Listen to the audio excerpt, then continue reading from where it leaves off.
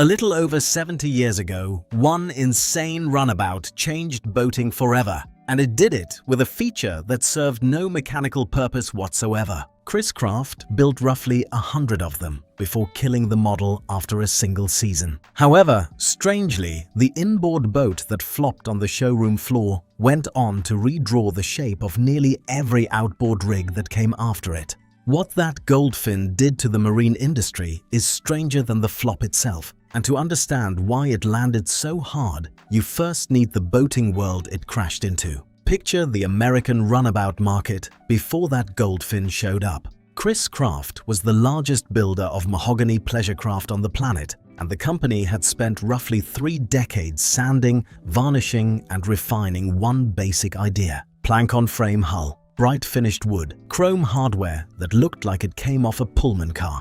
Beautiful, expensive, and about as adventurous as a grey suit. The whole industry moved that way. A builder would nudge the shear line an inch, add a windshield bracket, maybe offer a new upholstery color, then call it a model year. Wood dictated the rules because you can only bend a plank so far before it argues back. Curves that looked wild on paper became impossible in a production plant. Meanwhile, the customer base was exploding. At the start of that decade, there were fewer than 500,000 registered motorboats in the entire country. By the end of it, the industry was selling that many in a single year. Suburban families with money and weekends were walking into showrooms, and what they found waiting was tasteful, traditional, and dull. Somebody was about to notice that these buyers had spent all week staring at something far more exciting parked in their driveway. That something was the American automobile, and it had gone completely off the leash. Detroit was cranking out chrome, two-tone paint,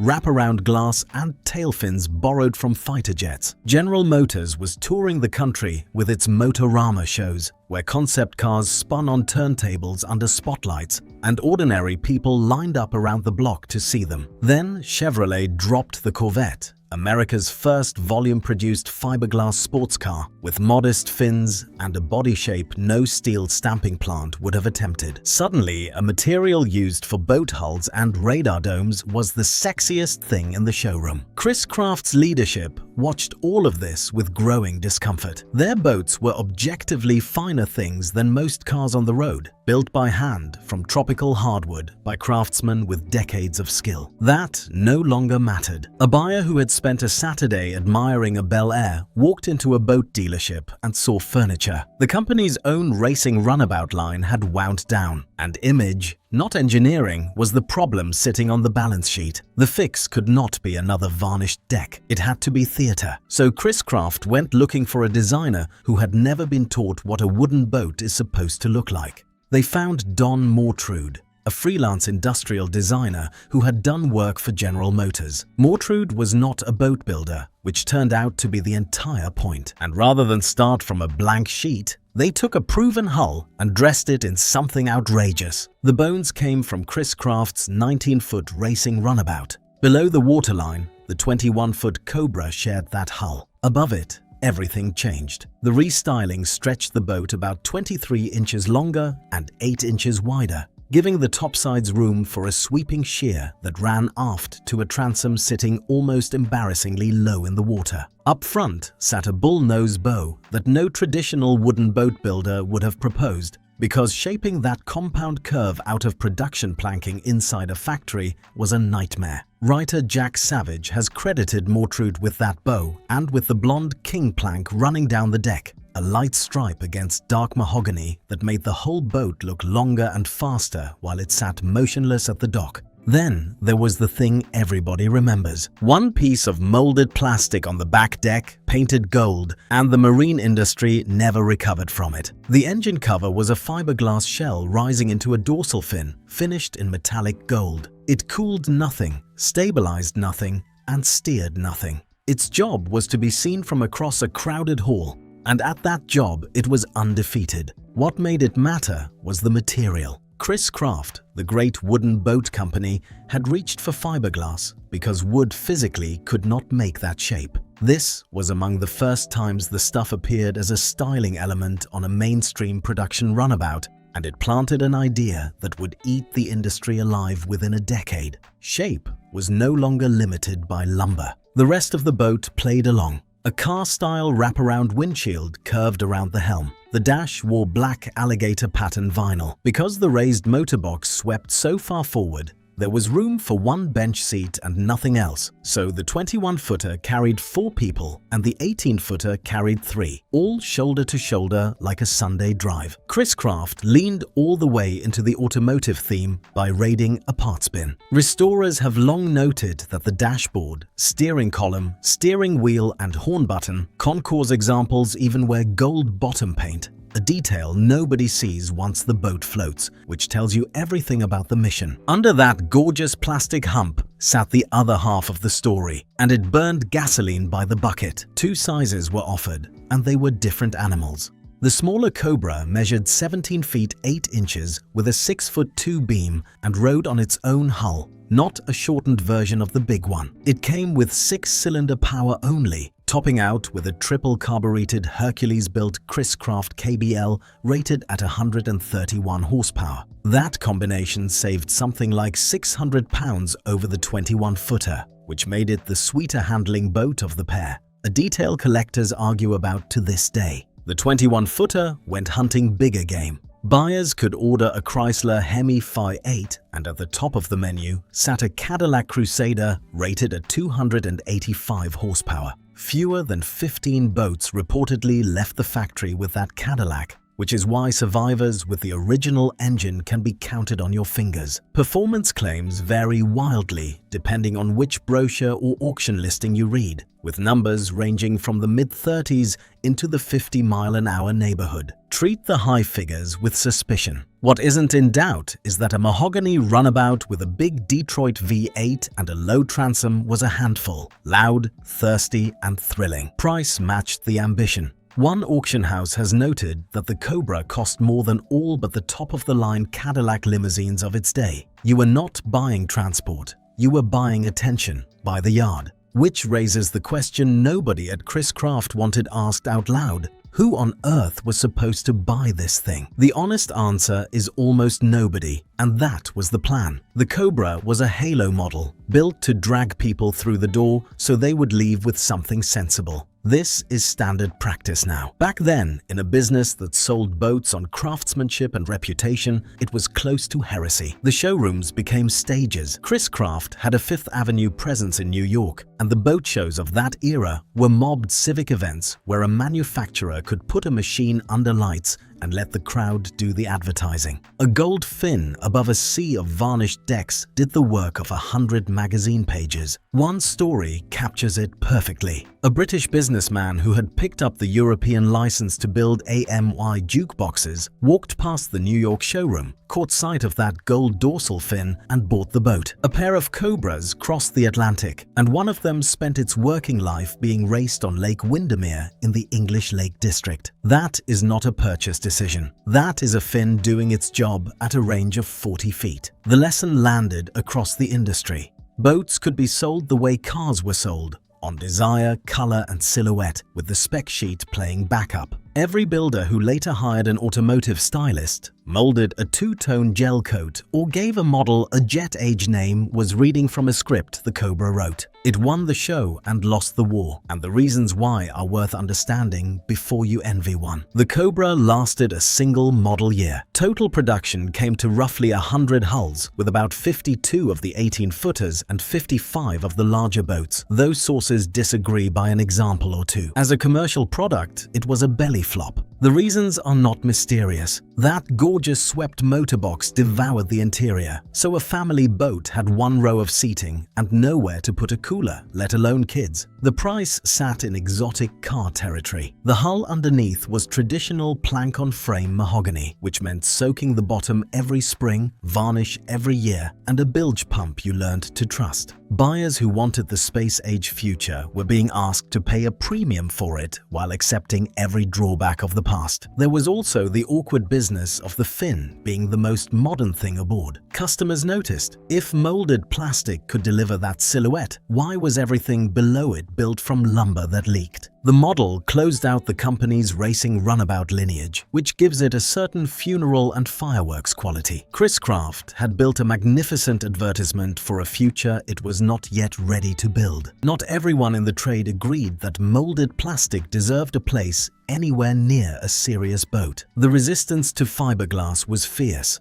and it came from people who knew boats cold. Established wooden builders such as Thompson Brothers of Peshtigo, Wisconsin, and Cruisers Incorporated of Oconto held the view that a properly built wooden boat would outperform, outsell, and outlast anything squeezed out of a mold. They were not being sentimental. They were describing the product they had been perfecting for half a century. Their arguments had teeth. Early glass hulls could be heavy, crude inside, and prone to flexing in ways a framed wooden boat never did. Repairs meant grinding and layup rather than replacing a plank. A varnished mahogany deck signaled money in a way a colored gel coat did not. An odd wrinkle helped both camps at once. During the early part of that decade, that metal squeeze pushed builders back toward wood, while simultaneously accelerating interest in glass as a way around the shortage. Two futures grew side by side in the same plants. Then styling picked a winner,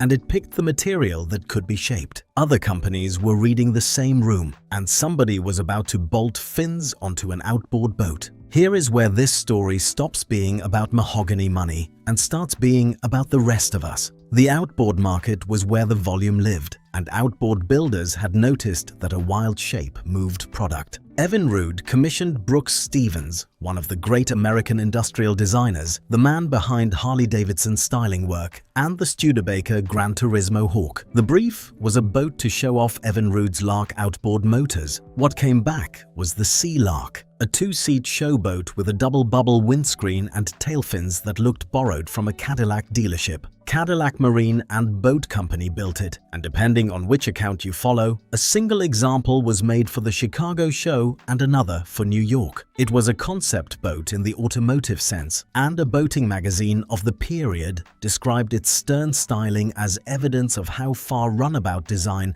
had run toward extreme automotive taste. A related design later surfaced, under the Javelin name at a price a shade under $2,000. The outboards themselves changed too. The dainty, exposed machinery look went away. Cowls grew chrome, color, and aerodynamic shapes that suggested speed while sitting on a trailer in your driveway. Once the boat was styled, the motor hanging off the back could not afford to look like a lawnmower. Down in Texas, a young aircraft engineer was watching all of this and preparing to industrialize it. Bob Hammond had worked in the laminating shop at Douglas Aircraft before landing at the Lone Star Boat Company. At a New York boat show, a live television broadcast showed a fiberglass Lone Star boat he had helped produce being dropped 15 feet off a forklift to prove the material could take it. Hammond absorbed both halves of that lesson. Fiberglass was tough, and a stunt beat a brochure. He rented a garage in Austin, built molds on nights and weekends, and shaped a prototype hull with automotive styling cues. With 3 partners, he pooled a little over $20,000 and incorporated Glastron in the autumn of the year after the Cobra died. His wife named the company. 24 boats went out the door in year 1. By year 3, it was around 4,000. The Seaflight line delivered the promise the Cobra had made and could not keep. Molded two-tone hulls, matching pleated upholstery, and automobile-style tail fins as standard equipment rather than a hand-built extravagance. The 17-foot Seaflight Seville was driven standing up, since seats were an option rather than standard, with side controls and 120 horsepower Johnson hanging off the transom. Then came the promotion. A 17-foot Glastron ran roughly 2,600 miles from Houston to New York via the intracoastal waterway, crewed by newspapermen for the national press coverage. The forklift lesson applied. Meanwhile, the company that started the whole fin craze was falling behind the parade it had led. Chris-Craft's next move was one of the strangest boats it ever built. The Silver Arrow arrived a few years after the Cobra with a fiberglass shell molded over a cedar-planked wooden hull and twin fins at the stern that could have come off a Chrysler. It looked entirely modern and was nothing of the sort underneath. Owners point out that if you crawl under the dash and look forward, wooden hull framing is visible. That construction added roughly 20% to the weight, which made for a lovely ride through chop and lazy acceleration everywhere else. 92 hulls were built across 2 model years, and the company never repeated the method.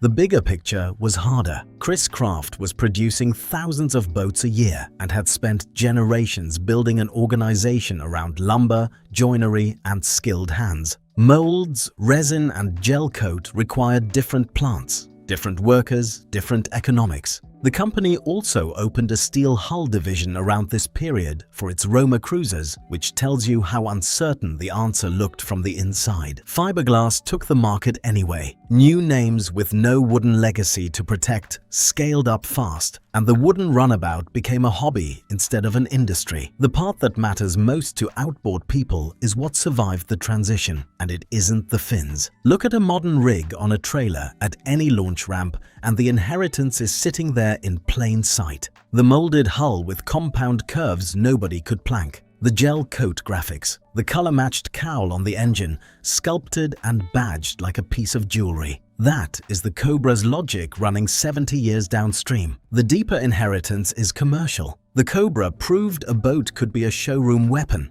and it proved a manufacturer could sell an emotion. Every builder that packaged a boat, motor, and trailer as a single desirable object, every glossy stand at a winter boat show, all of it traces back to the discovery that people buy the way something makes them feel. The physical trade-off came along for the ride. Fiberglass gave designers total freedom and gave owners a hull that shrugs off rot and needs a wash instead of a refinish. It also gave us boats built for looks first and function second, laminate that can hide moisture for years, and cord transoms that eventually explain themselves at a marine survey. Wood asked for constant attention and told you the truth. Glass asks for less and keeps secrets. One more thing about the Cobra deserves saying, and it involves what these boats are worth now. Survivors are collector royalty. Restorations run into serious money. One owner profiled in a magazine spent around $50,000 on materials alone,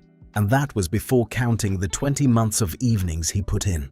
Owners talk about the combination of blonde and red mahogany varnish, the gold fin, the alligator dash, and the chrome the way car people talk about a split-window Corvette. The wildest survivor might be a hull ordered with no engine at all by a young buyer who wanted more than the factory Cadillac. He had a Cadillac V8 built for it, added a blower, painted the hull and fin gloss black, and fitted Buick-style porthole vents, quad exhaust tips, and a twin-grip yoke steering control. A friend of his named George Barris was rather well known for that sort of thing. So was the Cobra worth it? As a boat, arguably not. As a signal flare, it changed everything downstream. It told an entire industry that the future was moldable, that showmanship sold, and that the customer had already fallen in love with the shape before they read a single specification. Every fin, cowl, and gel coat swoop since owes that flop a nod. The gold fin never did a thing for performance, and it may be the most important part ever bolted to an American boat. If this kind of story is your thing, the next one to watch is Inside the Viking Factory: How America Built the Boats of American Dreams, which digs into another corner of this history worth your time. That is the strange legacy of a boat that failed brilliantly. 100 hulls, one model year, and a design language the whole industry ended up speaking. Next time you walk a boat show and something stops you cold across the hall, remember that a goldfin got there first, and it worked.